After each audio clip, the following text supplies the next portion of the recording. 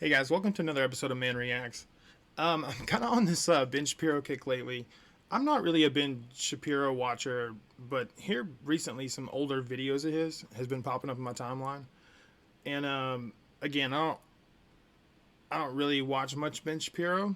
I feel like he's pretty set in the way he thinks, and he's not going to change that. So, but this video did kind of strike me with some questions. So let me play this. So let's say you own a pencil factory. I'm a worker in that pencil factory. You can have all the machinery, you can buy all the raw materials you want, but without me, and presumably many others like me, to assemble the pencils, all you would have is a pile of wood, yellow paint, graphite, rubber, and aluminum. Okay. And again, it sounds like this is like some kind of debate or open forum question at some school or university. That would be worth and that is worth less than the pencil when you try and sell it. And yet, all of that value added by labor, apart from the wages that you give me, which, if we're being honest, there is a major power imbalance in our ability to negotiate that. If all that putting the pencil together requires is basic use of your prefrontal cortex, then yes, your labor is alienable at lower rates than if you are a doctor. That's not all that putting that pencil together requires, right? I would argue that the most valuable resource in the entire world, universe, is time. You'll never get it back. You'll never gain more than you have. You only have what you have. You can't refund it, you know. You can't gain it back in some kind of stock market investment or whatever. Once you lost it, you lost it. And I think if you look at the American economy, I don't really think we value time. What we value is labor. We don't value time. And to me, that's fucking insane. Labor is whatever. But, like, time is something you cannot fucking get back. And I think that's where we need to start thinking when we think about hourly wages. How many hours am I willing to give up of my life to provide to you, the business owner? You may have invested money into these machines, but I will invest a life, which is more valuable than anything you could ever provide. So, That's not the fault of the person who owns the machinery. But if you didn't have workers like me and your pencil factory, and you were just one man. But I do. I have millions of people who are willing to do that voluntarily for me. if you have millions of people who are willingly ready to do that voluntarily for you for the minimal use of their frontal cortex and said time, then that means too much of the population is suffering. Too many people are willing to eat scraps just to get a seat at the fucking table. Do you get that? If you're just one person trying to assemble pencils, you're not going to get very far. You need workers. Capital needs labor infinitely more than labor needs capital. That's why. He actually makes a really good fucking point there, and Ben kind of like sideswipes what he's saying with something completely irrelevant. He more so talks about the verbiage that he's using instead of the point that the guy's making. Why you have worker cooperatives where the workers I are the fundamentally disagree on the distinction between capital and labor. Capital is just a term for money. If you're talking about money, money does not grow from the ground. Money only has value because it was traded for labor at one point or the products of labor. So if There are still families in America who inherit from value that was generated from nothing. Unless you want to add value to pillaging other people's properties or pillaging other people's lands and taking that. That generational wealth still exists in the United States, for sure. If I take my money and I buy machinery, I have invested my labor in doing that because I didn't get the money from nowhere. Even if I got it from my parents didn't get the money from nowhere. The people who built the machines required me to. They very well may have got that from nowhere. to trade something of value to them in order for me to obtain the machines. The people who invented the machines required people to pay them in order to get the patent to that machine so they could build the machine. The problem that I'm seeing... Here's the problem with what he's doing. And he kind of like said the quiet part, right? So he's giving you an equivalency of labor produced equals money earned. And anyone who's poor in America knows that's not the fucking truth. I know so many people who work their fucking ass off and they don't get much for it. And you can sit here and say, well, they're only primarily using their frontal cortex. You're completely missing, and disingenuously, you're missing a lot of aspects of what it takes to be a good employee, what it takes to dedicate yourself to a business. That's moments missed with your family. That's moments missed in your personal life, in your social life, in finding new social lives, or whatever the case may be. You also have to think about the fact of all this that you're giving to the company. You should know that at the end, they don't fucking care how much you gave. They never will. That's not how this shit works. And what you're saying is you have still failed. If what you're talking about is a system of voluntarism, you still have not named any area in which we disagree, and yet you're telling me that you're a socialist and I'm a free marketer. So one of us has got this wildly wrong, and I'm pretty sure it's not me. And again, here's where he's being disingenuous. The guy asking the question is more or less saying people need something to look forward to for the companies that they invest in aside from an hourly wage. And again, Ben Shapiro makes the argument, well, if I invest all the money and get all the paperwork, then really I did all the work. And I just need your time. And simple motor functions. But I think the thing he's completely skipping over, back to my other statement, time is the only thing you'll never fucking get back. All that money he spent on those pencils, he'll get that back. He should. I mean, that's why you're starting a pencil company, right? So to just completely like hop and skip over that is really why I think we need to change the way we look at money and hourly wages in America. The differentiation I draw, and I'm not alone in this, I'm not one person trying to redefine anything. The differentiation I and many others like me draw between socialism and capitalism is that under capitalism, when you as the owner of the factory, you give me a wage. The wage could be $7.25, it could be $15, it could be whatever an hour, right? But you give me a wage.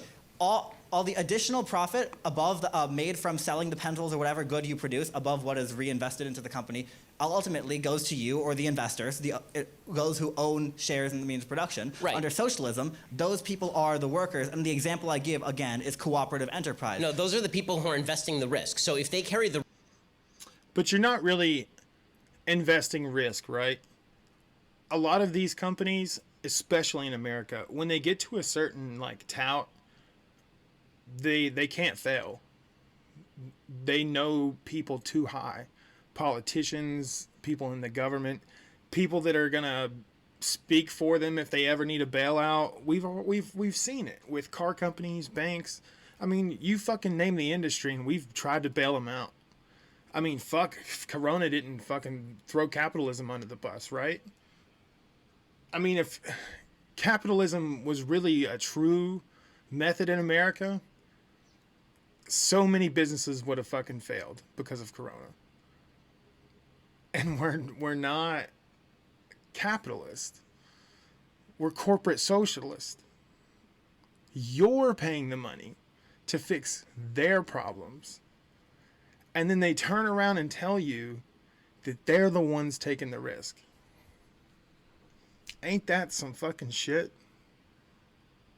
God, bro. the risk, then they get the benefit. The owner of the factory carries the risk, therefore he gets the benefit. The workers in the company you mentioned, if that company were to go bankrupt, they would carry the risk as well as the benefit. If the company goes bankrupt and this guy has to pay off all of his debts, the worker may lose his job, but he's not the one who's going to incur the debt of having gone bankrupt. If you incur risk, then you're the one who pays the downside. The worker does not pay the downside. Okay, it is the investor. It's completely, absolutely false.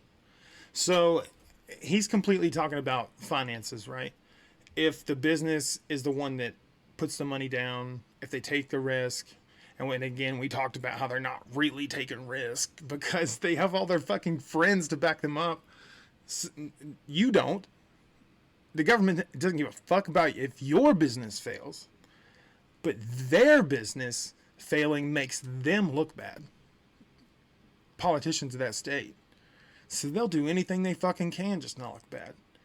Tell me a really big business that just all of a sudden failed in the last 4 years, 5 years. I mean, aside from like Toys R Us. Okay, I'll put it this way. Tell me a business that's failed that didn't fail because of Amazon. Let me know. There ain't. I can't fucking think of one. Because the government, but and we're talking about with Corona, with people losing, or all these businesses losing all this income. I even seen where concert venues got bailed out. How many people does a fucking concert venue employ?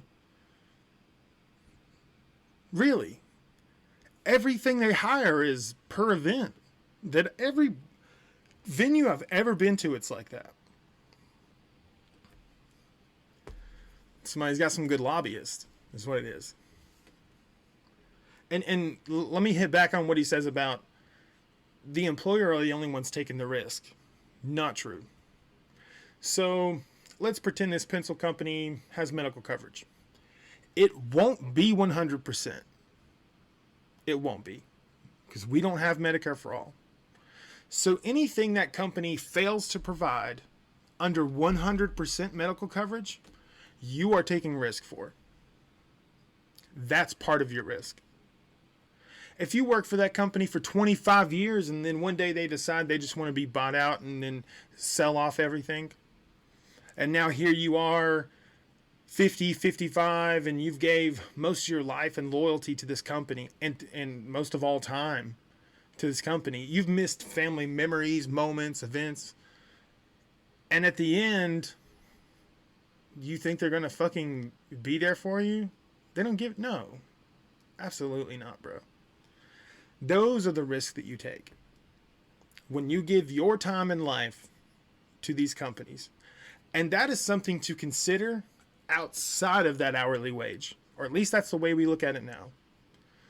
Even if you got paid $20 an hour and you really look back at it on the end of your life, would you still say, yeah, I should have traded those hours for $20 each?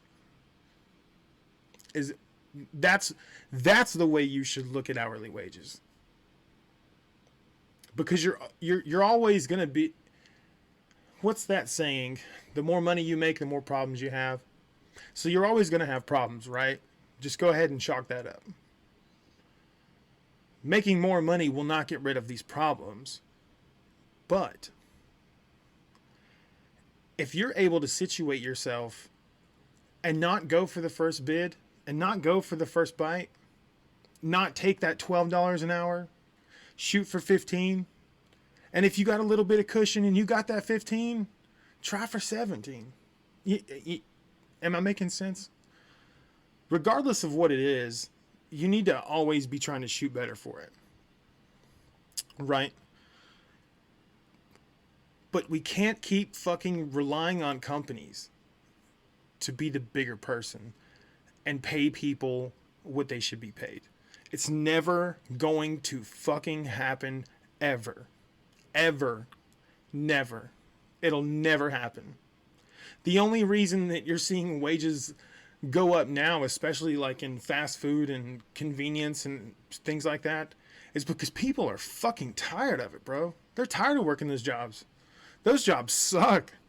Bro, I've launched F-18s off an aircraft carrier in the middle of the Atlantic Ocean, and working at Taco Bell was fucking harder than that job. Hands down. For real. Troubleshot F-18s. And I'd rather, just out of work exhaustion, I'd rather do that than work fast food again. Fuck that. Investor who pays the downside, who invested in all the machinery, who sunk millions of dollars. And that wasn't any disrespect to anybody that does it. Like, fucking hats off to you. I do not have the mental rigorous for it. I do not. Into making your labor productive. Because guess what? Your labor is without that machinery. Gunk. Nothing. You don't have a pencil to put together. You don't got the wood. You don't got the... Wrong. Do you know what he actually means to say? Do you know what your labor is without investment? Nothing. He's right about that. He's right. But he confuses it for something else, for the parts, right? What is your labor without the parts that I provide? That's not the real story. The real story is, what is my labor without the investment? And it doesn't have to be your investment. It could be another company's investment into me or into the product that I help produce. It could be my investment into a product that I produce. Your labor is worth something. Your time is worth more than that.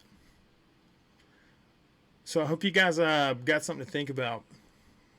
Good talk, guys. We'll see you guys soon.